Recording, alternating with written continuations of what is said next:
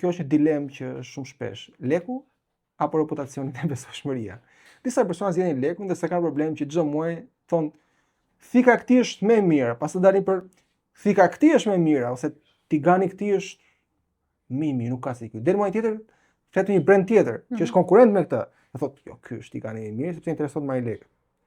Sa afatgjatë janë këto? Nuk janë afatgjatë sepse për mendimin tim, sepse unë një influencer ti nuk do e merrja kur biznesin tim, sepse nuk është serioz.